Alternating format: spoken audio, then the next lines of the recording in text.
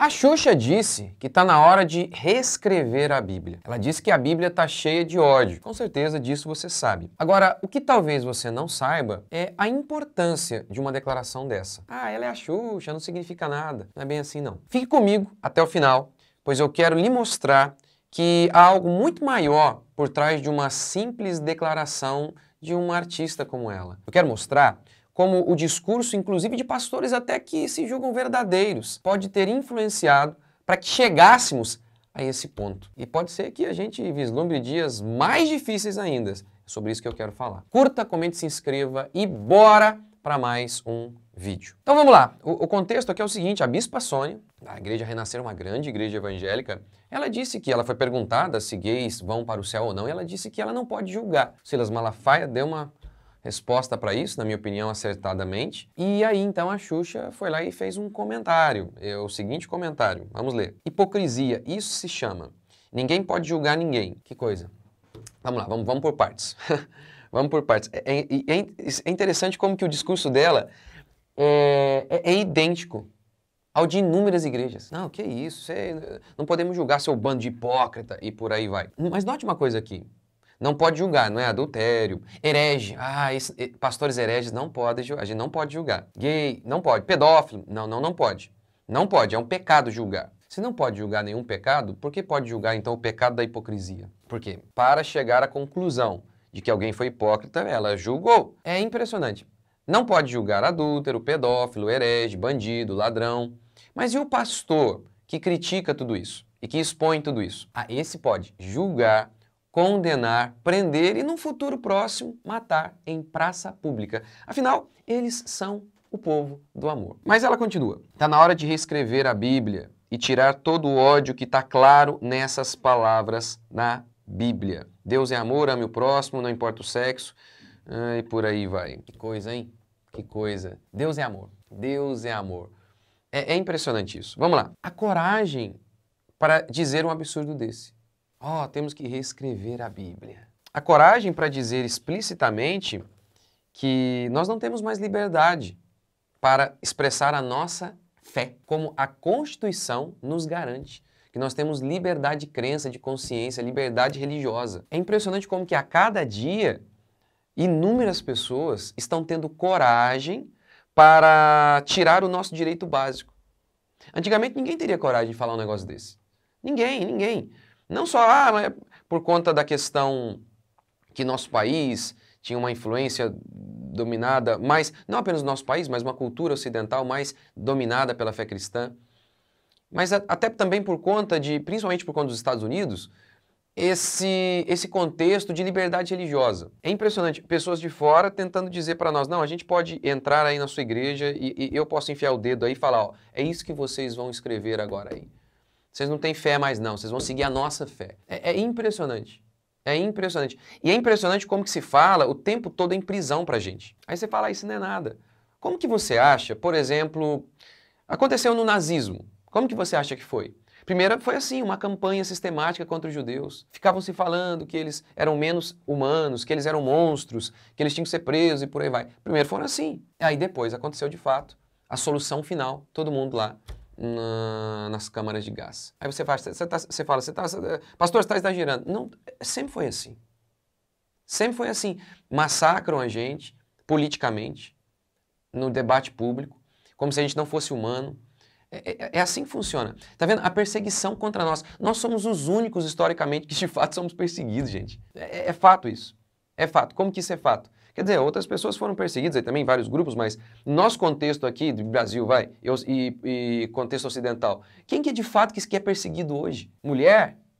Negro? Em alguns países ainda, talvez, o negro, mas quem é de fato perseguido hoje? Só nós. Só nós que não temos voz. Só o cristão. Todo mundo pode falar o que quiser, mas e o cristão? O cristão, eles querem matar, prender. O tempo todo falam em prender. Antes ninguém tinha coragem. Agora um monte de gente já está tendo coragem. Isso, gente, é um sintoma grave. Espero que não, mas de que uma perseguição nessas vias de fato, de cadeia, de morte, pode se aproximar. Lembra das duas testemunhas do Apocalipse? Lembra? Lá em Apocalipse 11. O texto fala que eles pregaram e a besta matou. Mas veja que coisa interessante. que se fala sobre as duas testemunhas, que alguns interpretam, Elias e Moisés e por aí vai. Eu interpreto que representa o testemunho da igreja ao longo da história. Mas independentemente disso, vamos lá. Veja o que o texto diz. Quando as testemunhas foram mortas, os que habitam sobre a terra se alegram por causa deles, porque morreram. Realizarão festas e enviarão presentes uns aos outros, porquanto esses dois profetas atormentaram os que moram sobre a terra. Tá vendo que coisa?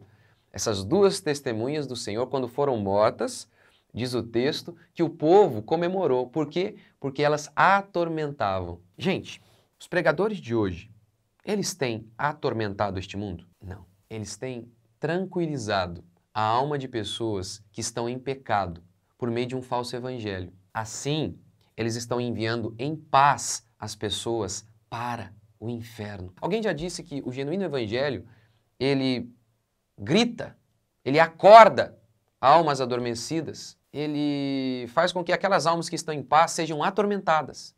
Ele atormenta almas que estão em paz em seus pecados e acalma aqueles que estão atormentados por seus pecados.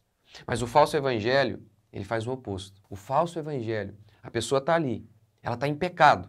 E o que o falso evangelho faz? Ele tranquiliza essa pessoa para que ela continue nesse estado. Agora veja aquela pessoa que está atormentada com seus pecados. O que o evangelho faz?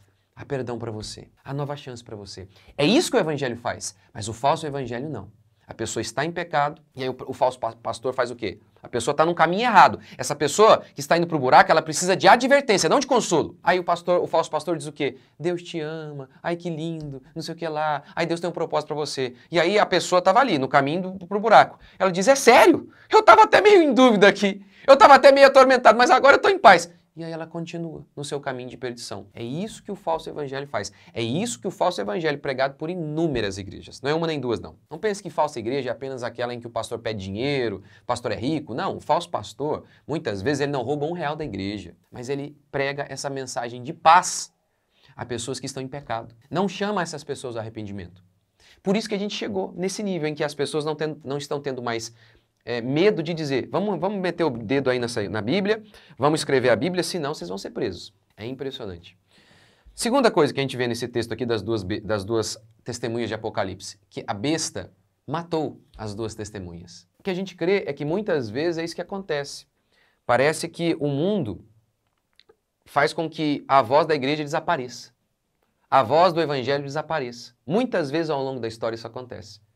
A igreja não tem mais voz no mundo. Foi calada. É o que está acontecendo agora.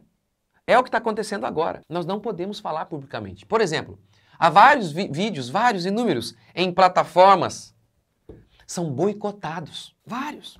Por exemplo, eu tenho um curso, A Culpa é do Meu Corpo, falo sobre vários assuntos. Por quê? Porque em vários lugares não pode. Já fui bloqueado falando desses assuntos aqui várias vezes. Então, inúmeras vezes, a igreja ela é calada. Não pode falar de várias e várias coisas ao longo da história. Muitas vezes, a igreja perde. Tá vendo? A besta matou. Muitas vezes nós pregamos e nada. Somos às vezes como Noé, lembra? A Bíblia diz que ele era pregador da justiça. Ou seja, ele pregou dizendo, olha, o juízo vai vir, arrependam-se de seus pecados. Ninguém creu. Ninguém creu. Ninguém entrou com ele na arca. O mundo inteiro rejeitou a pregação de Noé. Ah, mas dos falsos pastores a igreja dele estava cheia. Jeremias, lembra? Os falsos pastores diziam, Deus é amor. Jeremias dizia, suas mulheres serão estupradas, seus filhos serão destruídos, seus homens assassinados, a cidade será destruída, o templo arrasado, não vai sobrar nada, a Babilônia virá. Esse era o pregador verdadeiro que falava sobre o juízo. Esse ninguém ouviu. Ananias e os falsos que diziam, que isso, Deus é amor, isso não vai acontecer. A igreja deles estava cheia. Ninguém ouviu a pregação de Jeremias. Tanto é que se ouvissem, a Babilônia não teria vindo. Mas ela veio porque ninguém ouviu a pregação de Jeremias. Mas lembre-se, nós somos mais que vencedores sempre. Somos vencedores mesmo quando não conquistamos o mundo, mas porque não perdemos a alma. Somos vencedores por sermos fiéis. Mesmo na derrota, nós somos vencedores. Portanto, o que cabe a nós é continuar a pregar. Não fiquemos desanimados. Quando o mundo não nos ouve, o mundo quer a nossa morte, a nossa prisão, nos taxa como discurso de ódio, que devemos ser presos. Não se importe que sejamos cancelados. Nós não estamos aqui para ganharmos likes, estamos aqui para sermos fiéis. Fiéis. É assim que somos vencedores, mesmo quando perdemos. quando somos fiéis. E que Deus nos dê força para não termos medo de sermos cancelados, presos e mortos. Por amor ao Evangelho, por amor às pessoas, por pregar a verdade que as salva e as liberta de seus pecados.